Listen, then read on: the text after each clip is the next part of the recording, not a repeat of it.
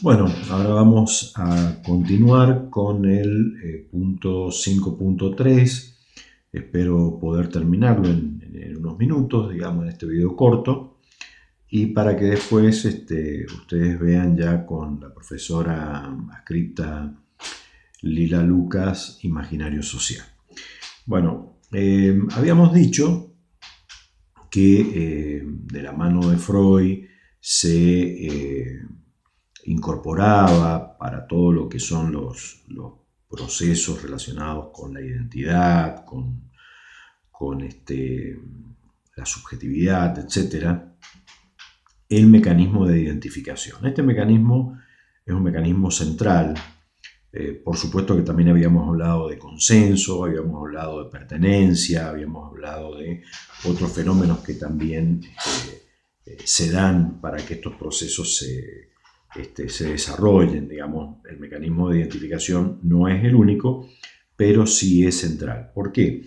Porque a partir, como habíamos explicado, de la asimilación, ¿no es cierto?, de la apropiación de aspectos de otras personas, de su entorno, esa persona va configurando esto que llamamos o se denomina identidad.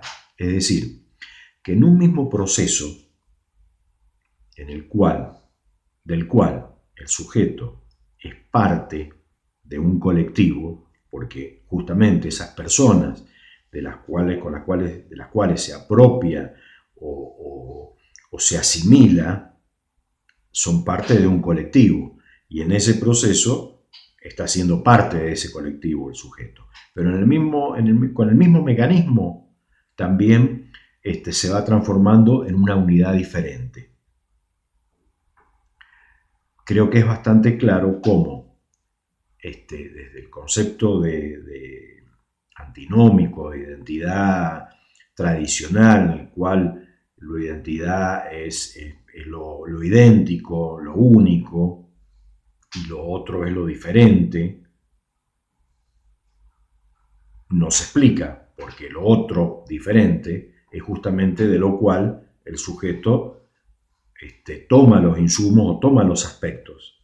Entonces, evidentemente, ambos procesos, tanto lo singular como lo plural o colectivo, están sumamente articulados. Por lo tanto, como decíamos anteriormente, esto reafirma a partir del mecanismo de la identificación que estas posiciones de tipo antinómica no lo explican. Por lo tanto,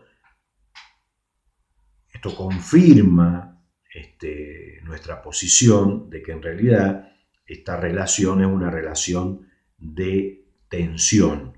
Y al hablar de tensión estaríamos incluyendo ambos aspectos. Este problema que yo estoy señalando de las definiciones tradicionales ha hecho que en este momento el concepto de identidad está en crisis como concepto. ¿Por qué? Porque no logra explicar esto que yo acabo de señalar.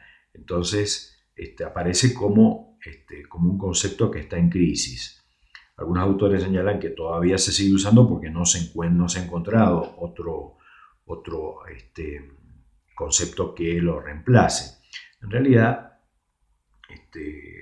bueno, nosotros ya lo hemos dicho, pensamos que se trata de nosotros apoyándonos en los conceptos de Guattari, de Ana María Fernández, que perfectamente puede ser reemplazado por lo que son los procesos de subjetivación a los cuales ya mismo me voy a referir. Eh, Antes voy a señalar otro problema, que nosotros dijimos que la identidad implica un autorreconocimiento o, en el caso de una identidad colectiva, un sentimiento de pertenencia, etcétera, que de alguna manera tiene que tener cierta estabilidad.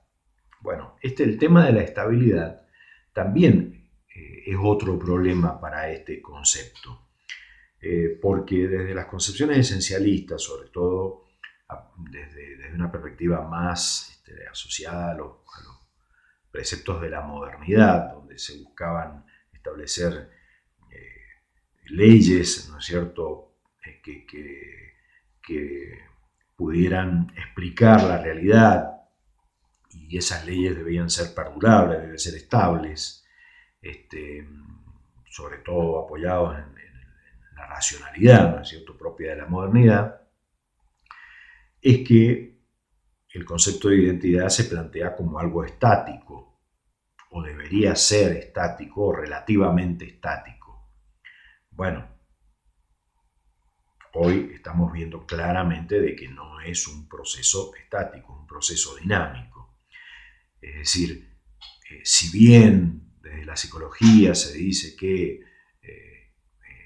alrededor de la adolescencia esa identidad ya se afirma, lo cual no es equivocado, bueno, no es un punto de llegada definitivo. Esto tan solo con mirar alrededor o mirar en uno mismo, se da cuenta que no es así. Entonces, si hablamos que es dinámico, eso es tomado por el constructivismo propio de la posmodernidad.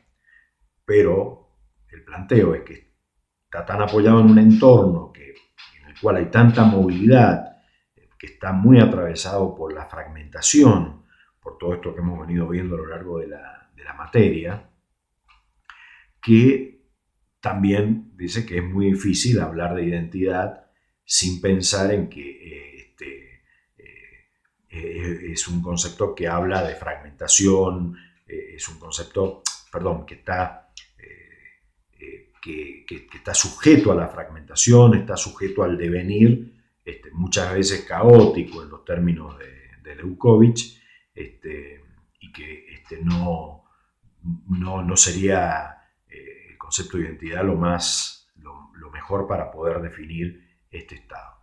De esta manera, nosotros desde la cátedra llegamos al concepto, ¿no es cierto?, de subjetividad entendida como proceso de subjetivación. Es decir, la identidad como un proceso, la subjetividad entendida como un proceso, como un devenir, es decir, como un proceso de subjetivación. En esto, apoyado sobre todo en Guattari, él amplía la idea psicoanalítica.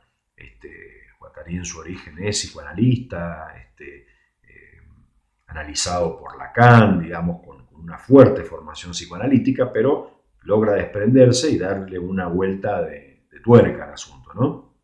Entonces él plantea, no desconoce las sujeciones familiares, las identificaciones infantiles en la subjetividad o los procesos de subjetivación, pero dice que necesariamente hay que incorporar lo que son las prácticas actuales, es decir, lo que le está sucediendo al sujeto en ese mismo momento, y sobre todo los fenómenos tecnológicos. Él reconoce que los fenómenos tecnológicos, la informática, los medios masivos de comunicación, también tienen un fuerte impacto en esos procesos. Si hoy estuviese vivo, probablemente también incorporaría todo lo que son dentro de los mismos fenómenos tecnológicos, pero con características propias, todo lo que son las redes sociales.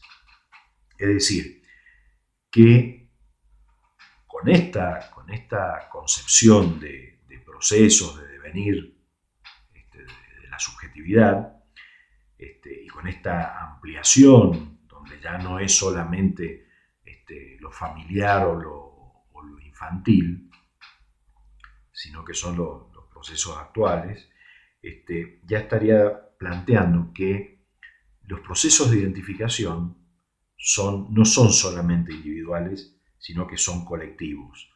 Es decir, que se van dando ambos, y que, por lo tanto, esta concepción rompería con la causalidad unívoca. Es decir, incorporaría las diferentes causalidades.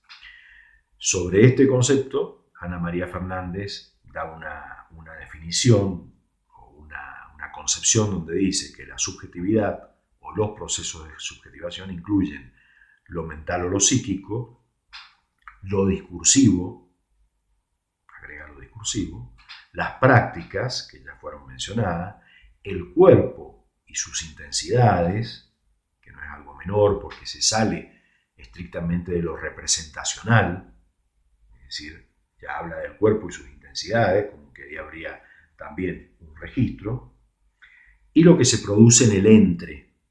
Esto es realmente muy importante porque es lo que está excluido justamente en lo antinómico. De tal modo de que la subjetividad es un nudo de múltiples inscripciones. Este proceso, este devenir, es un nudo de múltiples inscripciones caracterizados por estos elementos, estos aspectos que acabo de mencionar. Bueno, muchas gracias. Ahora vamos a pasar al próximo punto.